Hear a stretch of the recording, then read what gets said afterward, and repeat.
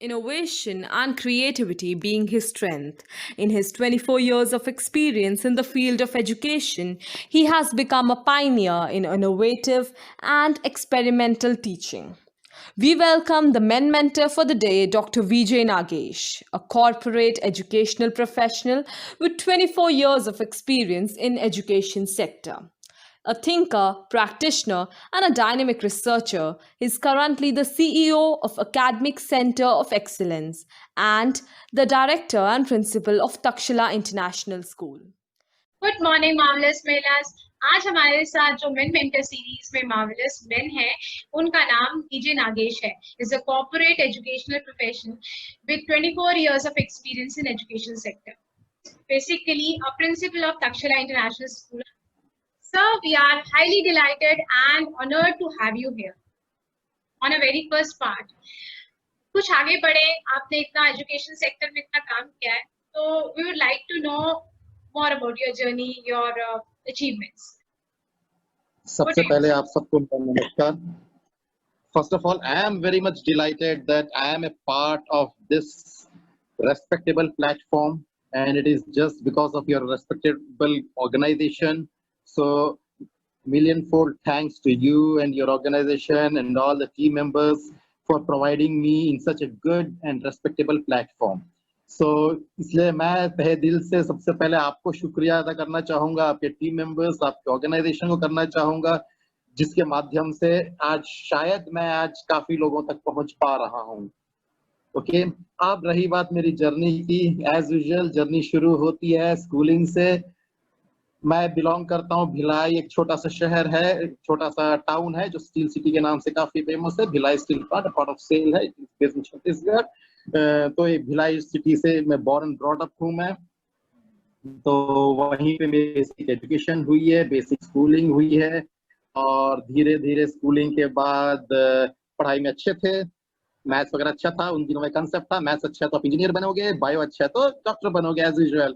तो मैथमेटिक्स अगर सब्जेक्ट्स अच्छे थे तो जैसा कि लोग समझ में तो उतनी थी नहीं, मेरे को क्या, मैं समझता हूँ हमारे टाइम में किसी को भी इतनी समझ नहीं होती थी. तो बन गए इंजीनियर, एग्जाम दिया, क्लियर कर दिया, इंजीनियरिंग कर लिया, इंजीनियरिंग में ग्रुप चले गए. तो जैसा कि होता है इंजीनियर बने तब उसी प्रोफेशन में कंटिन्यू करें. लेकिन स्कूलिंग के दौरान मैं काफी इंस्पायर हुआ. हमारे एक बहुत अच्छे आदरणीय प्रिंसिपल साहब थे, तो वो बहुत ही अच्छे प्रतिष्ठित शिक्षाविद थे और बहुत ही अच्छे टीचर भी थे प्रिंसिपल के साथ साथ, और काफी मोटिवेटर थे और बहुत प्रेरणा स्रोत थे. तो वो अपना काफी तजुर्बा सुनाया करते थे कि आज इतने बच्चों में ऐसा परिवर्तन किया, इसमें ये किया, तो काफी इंस्पिरेशन मिलता था हमें. तो वो बात कहीं ना कहीं थी कि आज मुझे भी किसी को इंस्पायर करना है. लेकिन पेशे में तो चले गए इंजीनियरिंग के, लेकिन शायद वो समय आया उसके बाद फिर लगा कि नहीं, मुझे टीचिंग ही करना है. तो फिर मैंने अपने करियर की शुरुआत की फिटजी न्यू दिल्ली में. काफी रेप्यूटेड इंस्टीट्यूशन है फिटजी आईआईटी के लिए. मैंने वहां पे ऐसे एडवांस लेवल का फिजिक्स फैकल्टी था, तो वहां पे से शुरू की अपनी टीचिंग जर्नी, और वो भी एजुकेशन सेक्टर में. अब जो जर्नी शुरू की फिर वो फिर कभी रुकी नहीं. फिर वहां से मैं प्रमोट होता गया, कोटा में आया, एज एन एकेडमिक हेड बना. तो 12 साल उसी टफ कोर सेक्टर्स में मैंने काम किया. और अगर इस जुनून को फुलफिल करना है तो मुझे स्कूलिंग सेक्टर्स में आना था. इसी दौरान मुझे स्कूल्स में काफी अच्छे ऑफर मिले, और ये वो दौर था जब स्कूलिंग्स में काफी एजुकेशन में काफी चेंजेस आ रहे थे. तब मैं पहली बार श्री स्वामीनारायण गुरुकुल इंटरनेशनल स्कूल हैदराबाद में एज ए प्रिंसिपल ज्वाइन किया. ये एक वो टर्निंग पॉइंट था एजुकेशन में को लेके, क्योंकि जब हम स्कूल में ज्वाइन करते हैं तब हम हर क्लास के बच्चों से संपर्क में आते हैं और हम हर लेवल के बच्चों के संपर्क में आते हैं. और स्कूलिंग में बच्चों को देने के लिए बहुत कुछ होता है, केवल एक पढ़ाई मात्र नहीं होती, बहुत कुछ होता है. और ये वो प्लेटफॉर्म मुझे मिला जिसकी मैं काफी दिन से, काफी टाइम से वेट कर रहा था मैं. तो जब ये प्लेटफॉर्म मिला तो ये बिल्कुल सही जगह मिला मुझे, क्योंकि पहली चीज ये होती है कि हम पढ़ाई को बहुत स्ट्रेसफुल बनाते हैं. बच्चों में पढ़ाई का बहुत ज्यादा स्ट्रेस होता है, बहुत ज्यादा लोड होता है, और बच्चों की आउटकम हम केवल मार्क्स से डिटरमाइन करते हैं. मार्क्स अच्छा तो इंटेलिजेंट या ये सिलेक्शन देगा, या नहीं अच्छा है तो वो कोई काम का नहीं है, थोड़ा सा उसको फिर दूसरे तरीके अपनाते हैं. तो ये कहीं ना कहीं ये सही बात नहीं है, जो मुझे पहले से ये बात मैं जानता था. तो ये एक अच्छा मौका मिला जहां हम एजुकेशन सिस्टम में या बच्चों को पढ़ाई में काफी अच्छी चीजें दे सके और वो भी विदाउट स्ट्रेस। बच्चों को पहली बात पढ़ाई का स्ट्रेस नहीं होना चाहिए। दूसरा, सारे बच्चे पढ़ाई में इंटरेस्ट नहीं लेते, लेकिन हम कुछ ऐसा करें कि बच्चों को पढ़ाई में इंटरेस्ट आए और उनका रुझान आए और वो पढ़ाई को एक हल्के ढंग से लेकर बहुत कुछ सीखे प्रैक्टिकल दुनिया में। तो जब ये मौका मुझे मिला तब मैंने इसका भरपूर फायदा उठाया। स्कूलों में बच्चों में पढ़ाई के लेवल को मैं एक अलग दिशा दी, उनके करिकुलम्स में मैंने काफी चेंजेस किए, बच्चों को पढ़ाई प्रैक्टिकल ढंग से सिखाने की कोशिश की है। बच्चों को खेल खेल में पूरे साइंस, मैथ्स या सारे सब्जेक्ट्स को हम एक नए तरीके से बताने की कोशिश की है। और इवन आपकी छोटा सा एग्जांपल दूं, जैसे आप पढ़ाई की बात करते हैं, हम आमतौर पर प्रैक्टिकल्स क्लास 9 से स्टार्ट करते हैं, लेकिन मैं जब भी 12-13 साल से मैं प्रिंसिपल एंड अबव लेवल पे रहा हूं, तो मैं क्लास 1 से बच्चों को प्रैक्टिकल कराता हूं। क्योंकि जब बच्चा लैब में जाता है, छोटी छोटी चीजें, साइंस मैथ्स की 100 क्या 1000 चीजें ऐसी होती है जो हमारे हर रोज हम साइंस के उन पैरामीटर से गुजरते हैं। तो जब बच्चा देखता है तो उसके दिमाग में वो चीज बैठती है और वो चीज को लगता है कि ये तो इतना आसान था। तो एक तो उसका परफॉर्मेंस बढ़ता है, उसे समझ में जल्दी आता है और उसका इंटरेस्ट बढ़ता है, तो नेचुरली उसका क्लास में भी परफॉर्मेंस अच्छा आएगा। और यही चीज जब हम हायर क्लास में बच्चों को करेंगे तो उनका बोर्ड्स में रिजल्ट्स या कॉम्पिटिटिव एग्जाम्स में रिजल्ट्स बहुत अच्छा आएगा। तो इस प्रकार के मैंने काफी इनोवेशंस और नई टेक्निक्स मैंने यूज करना स्टार्ट किया स्कूल जर्नी में आने के बाद। as a leader, as a pioneer, how have you made study different? और आपने बहुत अच्छे तरीके से बताया, बिकॉज स्टडी को बर्डन की तरह लेते हैं बच्चे, और कहीं ना कहीं उनका परफॉर्मेंस, उनका इनपुट्स बहुत अच्छे नहीं हो पाते और फाइनली वो डिप्रेशन में भी चले जाते हैं और कई बारी अपने आप को अनसक्सेसफुल काउंट करते हैं। Making study different definitely counts, और एजुकेशन में, इस फील्ड में इतना एक्स्ट्रा ऑर्डिनरी कॉन्ट्रीब्यूशन आपका रहा है। जैसे कि मैंने बताया, मैं सबसे ज्यादा इम्प्रेस हुआ अपने स्कूल लाइफ में हमारे कुछ सीनियर टीचर्स और प्रिंसिपल सर से, जिन्होंने हमारी पढ़ाई को एकदम आसान किया। तब मुझे महसूस हुआ कि अगर हम मेहनत करें, अगर हम कुछ अच्छा करने की कोशिश करें, rather than सिंपली बुक के लाइनों को करवाना या याद करवाना या सॉल्व करवाना, तो वो पर्पस हमारा फुलफिल नहीं होगा। और उसके लिए हमें मेहनत करनी पड़ेगी और हमें वो चेंजेस लाके बच्चों तक वो देना पड़ेगा। और बच्चों को के अंदर उन चीजों को, मतलब उनके प्रति हमारा वो समर्पण भाव होना चाहिए, वो मेहनत हमको करनी है बच्चों के प्रति। तो वो मैंने वो कोशिश की। तो इसके लिए पूरा क्रेडिट तो मेरे स्कूल लाइफ के टीचर्स और प्रिंसिपल्स को जाता है कि उन्हीं से ही मैं इंस्पायर्ड हुआ और ये सब चीजें कर पाया।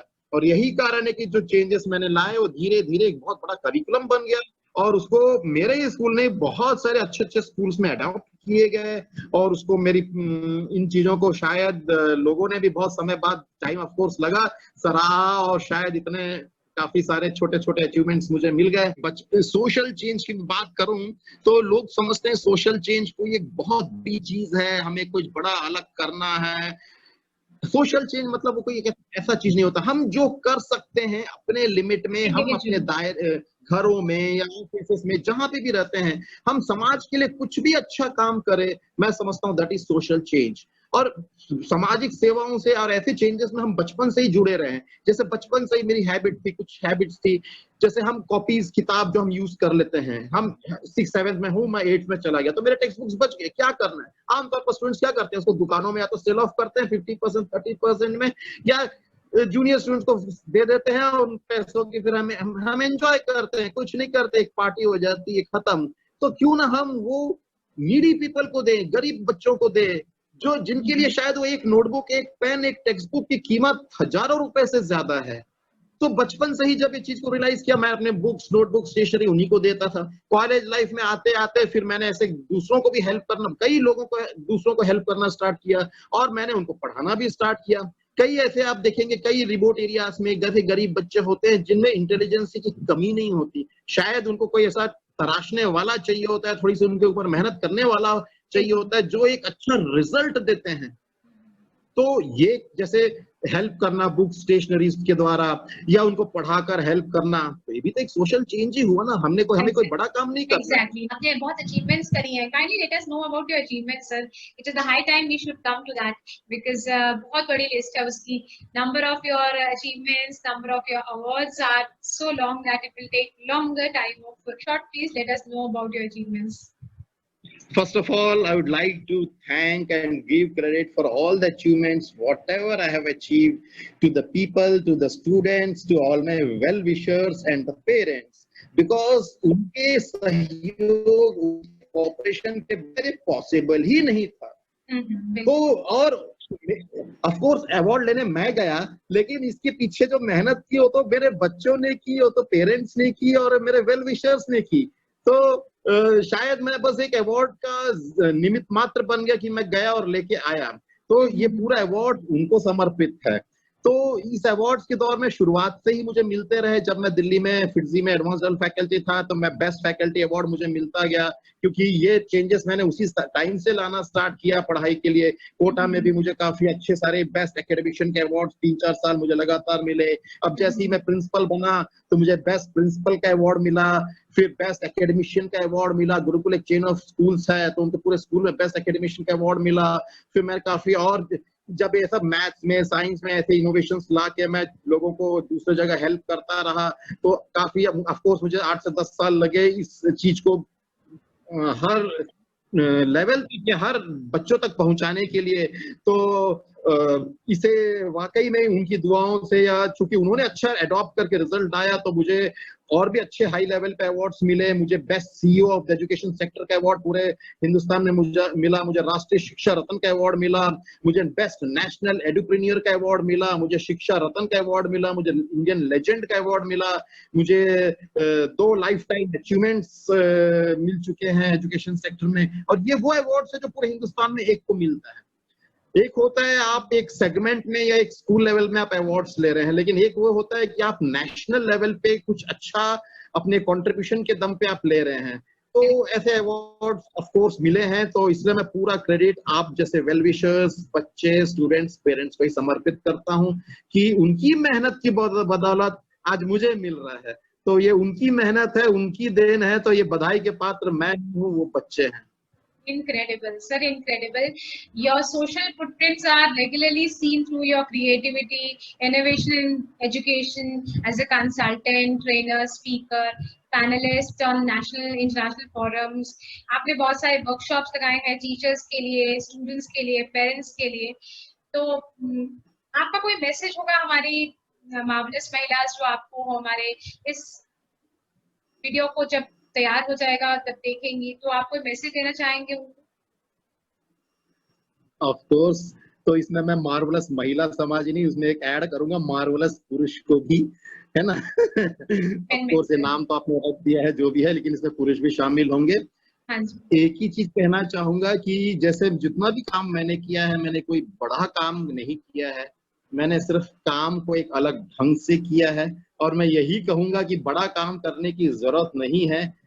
हर काम को हम कितने अच्छे से करते हैं, और अगर उस काम में एक को भी फायदा मिले तो हमें समझना चाहिए कि हमारी मेहनत सफल हो गई है उस बच्चे के। जैसे अब मेरा लाइन एजुकेशन लाइन है, तो अगर उस एक बच्चे में भी परिवर्तन ला दिया तो समझ जाना चाहिए कि द एफर्ट्स हैव पेड, मतलब हमारी मेहनत सफल हो गई है। अब ये बहुतों तक पहुंच गई है तो समझ जाना चाहिए कि बहुत अच्छे लेवल पे हो गई है, और एक कंटिन्यूस चल रही है तो फिर ये अपने आप हो जाता है। तो हमने कोई बड़ा काम नहीं किया है, मैंने सिर्फ छोटे काम को किया है, एक अच्छे से उसमें तराशा है, अच्छी चीजों में उसमें मेहनत की है, और उसमें अच्छे रिजल्ट लाने की कोशिश की है। तो छोटा छोटा छोटा छोटा बनते बनते बनते बनते आज एक वो विशाल वृक्ष बन जाता है।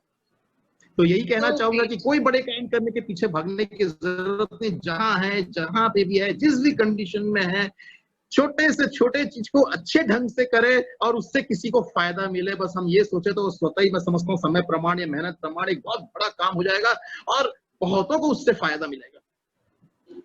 सक्सेसफुल लीडर की तरह आपने हमें इंस्पायरिंग वर्ड्स से, अपने वर्ड्स ऑफ विजडम से हमारी बहुत सारी महिलाएं जो हमारे साथ जुड़ी हैं उनको डेफिनेटली इंस्पायर किया है। महिलाएं सुन रही हैं, उनको सादर प्रणाम करना चाहूंगा, क्योंकि मैं जिस लाइन से जुड़ा हूँ, एजुकेशन लाइन, एक बहुत ही एजुकेशन एक नोबल प्रोफेशन कंसिडर किया जाता है, और इसमें महिलाओं का सबसे बड़ा रोल होता है। क्योंकि जो मेल सेगमेंट्स होते हैं इधर सर्विस में होते हैं, ऑफ कोर्स लेडीज भी सर्विस में होती हैं, मेल्स जनरली बिजनेस में होते हैं, लेकिन आप बिल्कुल कड़वा सच आप देखेंगे, फादर्स बहुत कम इन्वॉल्व होते हैं बच्चों को पढ़ाने में। या बच्चों के एकेडमिक ग्रोथ में माताओं का बहुत बड़ा रोल है या अहम रोल मदर्स का होता है, whether to take admissions in the schools और कोचिंग्स या पढ़ाई के लेवल या पीटीएम्स में पेरेंट्स से मिलना, टीचर्स से मिलना या स्कूल से मिलना। तो क्योंकि आपका प्रोग्राम, इवन मैं अपने आप को बहुत सौभाग्यशाली समझता हूँ कि प्रोग्राम में मैक्सिमम, जैसे आप कह रही हैं, लेडीज इन्वॉल्व हैं, देख रही हैं, तो ऑफ कोर्स उनका भी बहुत बड़ा रोल होता है बच्चों के एजुकेशन और उसके इम्प्रूवमेंट में। तो definitely if I can help them, अगर उनको मेरे से कोई भी हेल्प चाहिए किसी भी लेवल पे, किसी भी, अगर मैं कर पाया, तो I think I will be honoured enough. और ये मेरे you, your team behind the screens, because they are also playing very important role, and most important is all the viewers who are observing is maybe live or maybe they will undergo they see the things in a recorded form, but of course they are seeing it. So it is, I would like to thank them also, and any help they need with me at any time and any aspect of education, definitely I can be a part of it. And as you mentioned, let us not put a full stop only for this meeting or this interview session. पूरी मान मेला की team की तरफ से sir बहुत बहुत thanks है आपको। आपने अपने कीमती समय में से हमारे लिए समय निकाला। We are truly honored to have you, and once again big thanks to you, sir. Thank you so much. And thank you. Hope to see the association very soon. Thank you. Thank